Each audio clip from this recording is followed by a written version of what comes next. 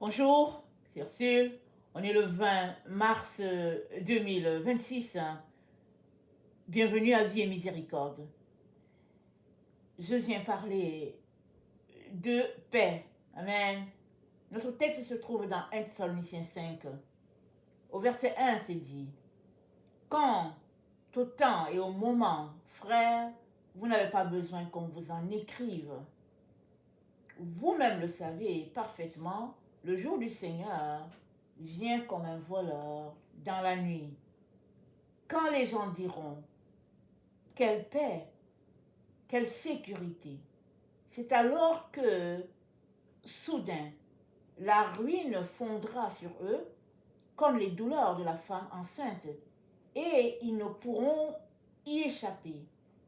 Mais vous, frères, vous n'êtes pas dans les ténèbres pour que ce jour vous surprenne comme un voleur. Tous, en effet, vous êtes fils de la lumière, fils du jour. Nous ne sommes ni de la nuit, ni des ténèbres, donc ne dormons pas comme les autres. Mais soyons vigilants et sobres.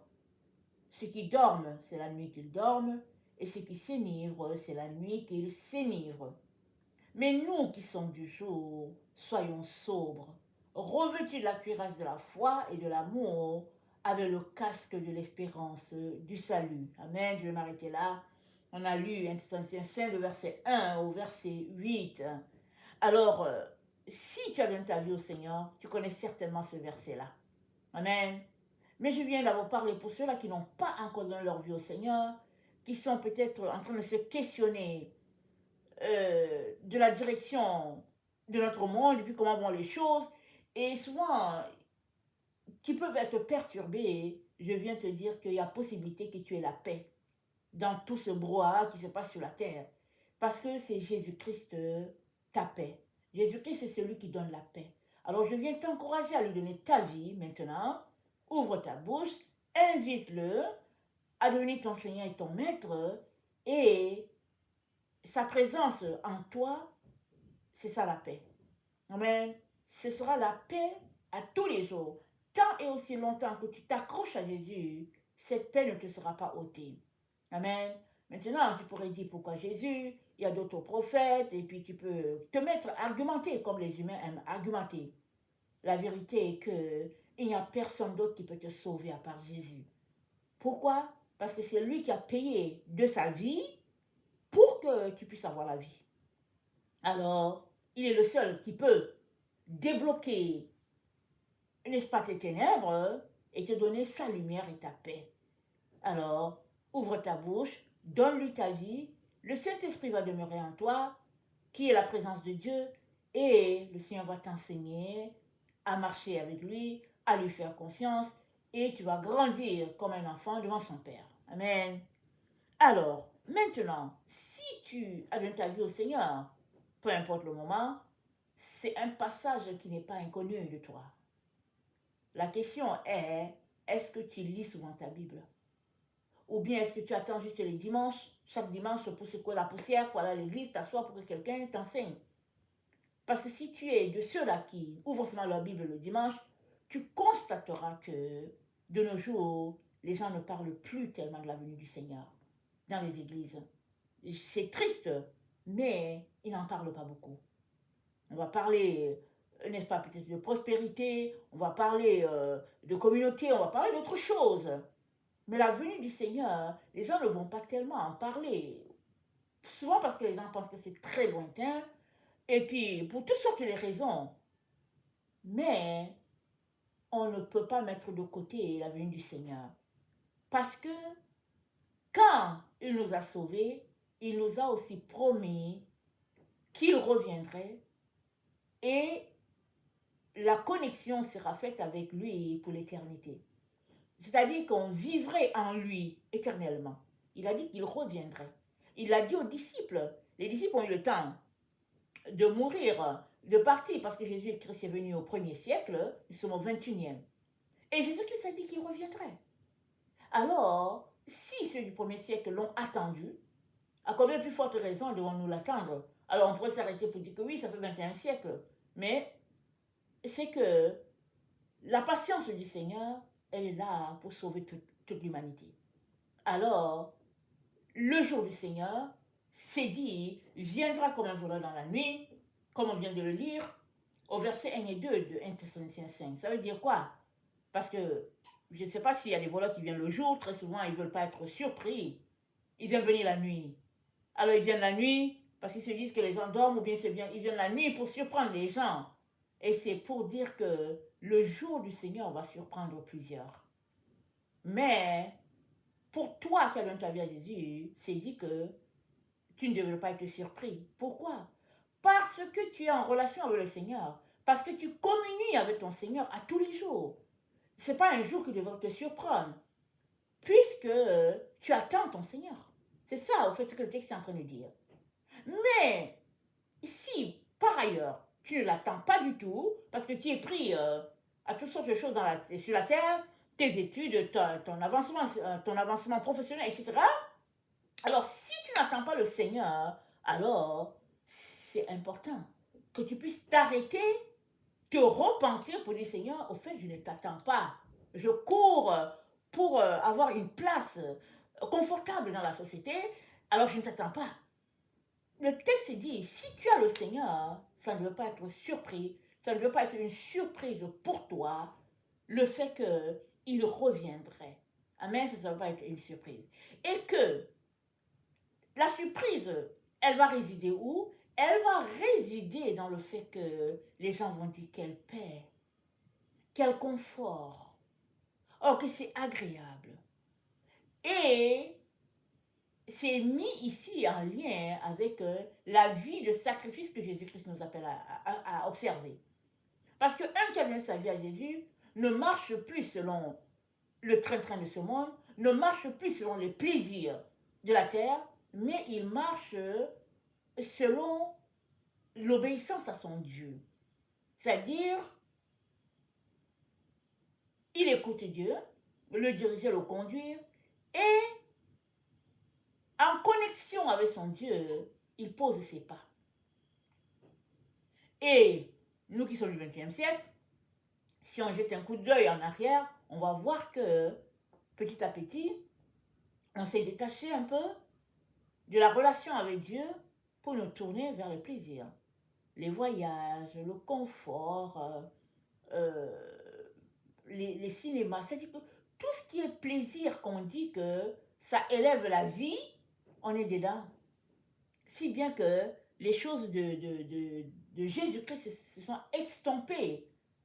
Et c'est relié, c'est à l'arrière-plan. Ça a été envoyé à l'arrière-plan. Excusez-moi le mot, ça a été envoyé à l'arrière-plan. Et l'humanité trouve que c'est confortable.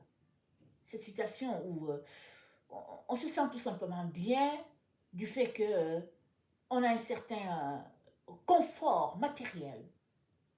Malheureusement, Jésus-Christ a repris l'église de Laodicée en disant que tu penses que tu es riche, mais tu es pauvre. Tu penses que tu vois, mais tu es aveugle. Et tu penses que tu as de l'or, mais au fait tu es pauvre. Pourquoi? Parce que la richesse, c'est une seule personne et c'est Jésus. Si tu as Jésus, tu as toutes ces choses-là. Mais si tu n'as pas Jésus et que ces choses, tu les as, alors tu n'as rien. Parce que dans le fond, quand tu auras fini ton parcours sur la terre, ben voilà, tu retournes à la terre, tu n'emportes pas ces choses. Oui, tu auras vécu dans le plaisir, mais après, plus de Dieu, pas de Dieu du tout. Et le Seigneur donc nous encourage à ne pas mettre notre énergie à courir après ces choses-là, mais à mettre notre énergie à chercher Dieu. Il a dit dans Acte, je pense au Acte 17, au verset 26, si je ne me trompe pas, il a dit, Dieu a voulu que tous les hommes sur la terre puissent le trouver en le cherchant, en tâtonnant. Bien qu'il ne soit pas loin de nous, mais il a voulu qu'on puisse le trouver en tâtonnant. Ça veut dire que c'est en nous que le désir ressuscité de connecter à Dieu. Alors que tu connectes à Dieu, que tu le cherches, Dieu va venir se révéler à toi et tu vas t'intéresser à lui, pas aux choses. Parce que toutes ces choses-là, elles sont passagères. Et elles finiront un jour, elles s'en iront. Vous savez que notre monde, tel qu'on le connaît, il est beau, il est agréable. Mais il y a des mondes qui ont existé avant les nôtres, peut-être qui étaient plus extraordinaires. On sait par exemple, quand on lit la Bible, on sait que quand il y avait quelque chose, les gens se retrouvaient en Égypte parce que l'Égypte était prospère. C'était prospère. Et après, c'était Babylone. Et après, on va entendre parler de la Grèce. C'est-à-dire qu'il y a des royaumes qui ont été prospères et puis qui ne sont plus. Tout cela pour dire que notre monde, là, notre beau monde qu'on voit va aussi s'écrouler un jour. Mais tous ceux-là qui auront mis leur vie en Jésus, ils vont demeurer. Et la paix, donc, ce n'est pas le fait que les hommes connectent à tous ces biens que la terre élève, mais la paix vient du fait que Jésus-Christ est dans ta vie. C'est cette paix-là que Jésus-Christ veut te donner. Une paix qui surpasse tout entendement. De telle manière que tu sois dans les troubles ou pas, la paix est là. Elle conduit tes pas, elle te dirige parce que la paix, c'est une personne.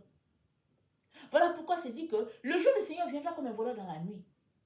Ça dit, ça sera surprenant. Les gens vont dire, ok, mais qu'est-ce qui se passe? Le temps de se rendre compte, le jour du Seigneur est là. Et notre Dieu nous dit qu'il n'en soit pas ainsi.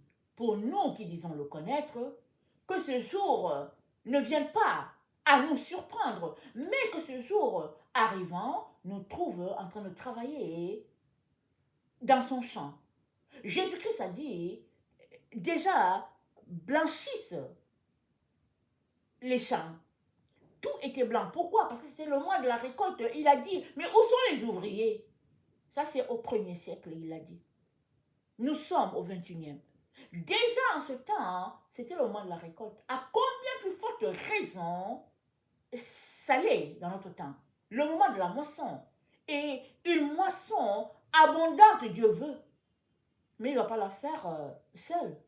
Il a besoin de tes mains, de tes pieds, de ta bouche. Il a besoin de toi pour t'impliquer dans cette moisson, n'est-ce pas, des derniers temps? Mais si tu es pris à courir ça et là après la gloire de ce monde, tu risques d'être surpris par la fameuse paix qu'il y a sur la terre. Et Dieu aujourd'hui vient te dire, oui, il y a paix et paix. Et il aimerait que tu puisses expérimenter la vraie paix qui est Jésus-Christ. Et tout le reste suivra. Amen. Sache que Dieu n'est pas contre le fait que tu aies des biens, que tu aies un fauteuil pour t'asseoir, que tu aies une voiture pour conduire, ou bien que tu aies un avion. Dieu n'a rien contre ces choses-là. Mais si ces choses-là occupent tes pensées, au point où tu n'as pas le temps pour Dieu, alors ces choses-là sont prioritaires pour toi. Dieu est relayé au second plan, alors ça veut dire que tu n'as pas le temps pour lui. Et ce jour te surprendra. Parce que seuls ceux-là qui veillent, c'est-à-dire qui sont en relation avec Dieu, en communion avec lui, qui sont en constant rapprochement avec lui, eux, ils seront informés de ce qui se passe. Pas les autres. Et le Seigneur n'aimerait pas que tu sois coupé des informations importantes pour toi et ta famille. Alors il te dit, réveille-toi. Voilà pourquoi il dit, soyez sobre, que ce jour ne vous surprenne pas. Amen. Alors, c'est un message pour nous tous. On est dans les ténèbres. Les ténèbres, ça dit que c'est les temps de la nuit, des temps obscurs, des temps où chacun se pose des questions pour dire, mais qu'est-ce qui se passe? Mais Dieu n'aimerait pas que ces temps obscurs nous préoccupent au point de nous éloigner de Dieu. Que Dieu soit le centre de ta vie. Corps, âme et esprit, que tout en toi soit baigné dans la présence de Dieu. Et la paix de Dieu, celle-là qui surpasse toute intelligence, te visitera, sera ta part, sera ton lot à tous les jours. Amen. Que le Seigneur bénisse sa parole et que sa joie soit notre force en ce jour. Amen et amen.